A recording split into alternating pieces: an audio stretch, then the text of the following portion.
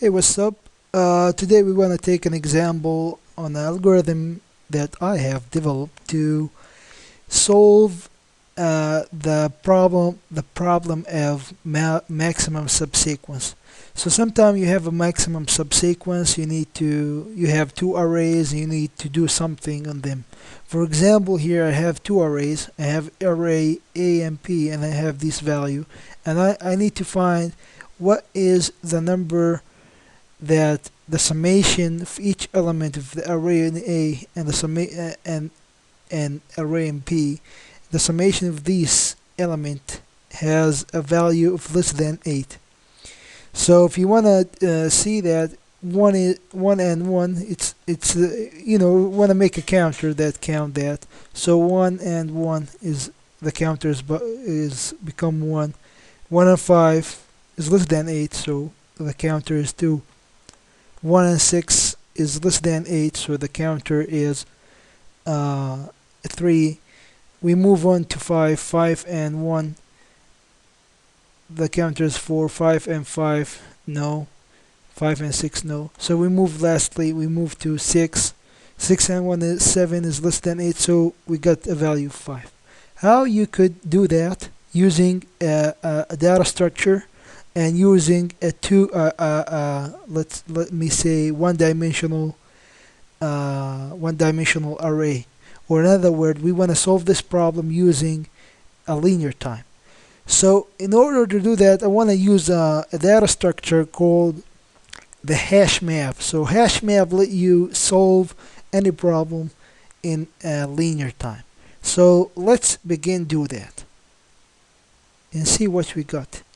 So first thing, we have to array. So after that, we need to have a count that let us count how many times that we are in the process. So let me write that. We have a counter equals 0, and we have a hash map that has a key which is from type integer and has another object which is from type integer. So what we want to do, that I want to save the counter here, and I want to save the counter here, and I want to save the value which is we got from summation, because I need the summation here. I need the summation of a of I plus b of I to be less than x. So to do that, I just want to calculate all the possible values and save them in the hash map. So for example, 1 plus 1 is 2. I want to save this value in hash map. 1 plus 5 is 6. I want to save that in hash map, and so forth. So what I want to do now is just making an array. So okay, want to make an array, and this array is starting from I equals 0 to I is less than n. So I just want to use one array to be in linear time, and inside this array we want to convert the value, the summation of a of I and b of I, and put it into the hash map. So in order to do that, we would just put let me just put, we need to put the count, and we need to put the p of I multiplied by, or let me say summation. We need the summation. If you need the multiplication, you can put that. If you need other stuff, you can just change the process here. So we need to put this value. Okay, I need to increment the count. Let me increment the count. So okay, maybe it seems good, but there's a problem here. I am adding 1 and 1, and 1 and 5, and 1 and 6. So I need two-dimensional array, but instead of doing that, you just need another variable. Let me call it j. So j is equal to, let me give it an initial value to be 0, and here let me put, anyway, you can put here, no problem.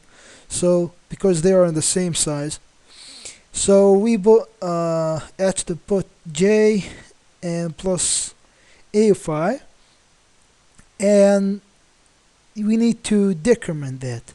So when you need to decrement that, when it's become 5, when it's become 3, so I need to repeat the process here for 3 times, and for 5 I need to repeat this for 3 times, and for 6 3 times. So in order to do that, instead of using two-dimensional array, I want to use just a one-dimensional array with additional condition. So in order to make this more easier to understand, just put this in this order. So a5 plus p of j, and I need to increment j. So here, let's put increment j. So I need to stop. You notice that we didn't put I here because we need to increment I when j equal 3. So when we finish passing all these values, we want to increment I. So because if we start in 1, we check all these values 3 times. So after we finish this, we need to increment I to be in 5. So the same thing here. We just add another condition. If j is equal to n, we need to do stuff here. So we open the brackets and we put I plus plus, and we put j to reset it. We need to put it as 0, and this is it. But sometimes you have an exception error here, so we need to put another condition inside the first condition, which is if I is bigger than or equal to n, we need to break the loop. So okay, this is it. After that, we need to print the elements in the array. We need to print the elements in the array. How we can do that? I want to move down a little bit to write the code. So here we go. The above code is just for put all the possibilities in the hash map. After that, I need to get how many times that the value is occurring. So I put another loop here. Int I equals 0, I is less than I is less than what? I less than count. So because I just use count above, I plus plus, and here we just need one condition. We need a count to count how many values that this we said above it occurs for 5 times. So this condition, the a of I plus b of I is less than x, which is 8, is occur 5 times. So we need to make this loop for printing that. So we need a condition if h the get, we're talking about key here. So the key is here. For we need to pass all through keys that we have saved. So we have a hash map containing the count value, which is started from 0 to the last element, and we need to get that value. So as the get I is equal to 8, but we are not looking for 8. We're looking for is less than 8. It's less than or equal to 8. So we need, when we have this condition, we need to make a count here. Let me int c, and this c just count how many times that this is occurring. So we just put c, and the end we would just print statement system to out the print. We just print c. Okay, in c1, let me say c1, and we just print c1, and here we just make new line and say that number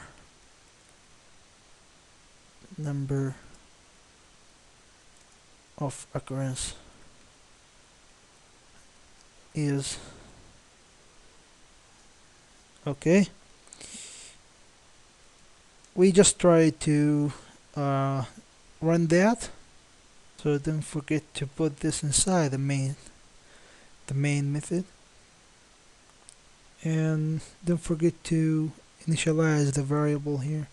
So let me put c1 to be 0, and we have this code. We need to run this, save it and run it, and go down a little bit, and we can see number of occurrences is 5.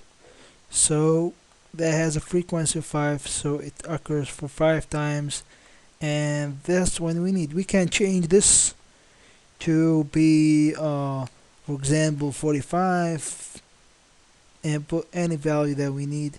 For example, if we want to put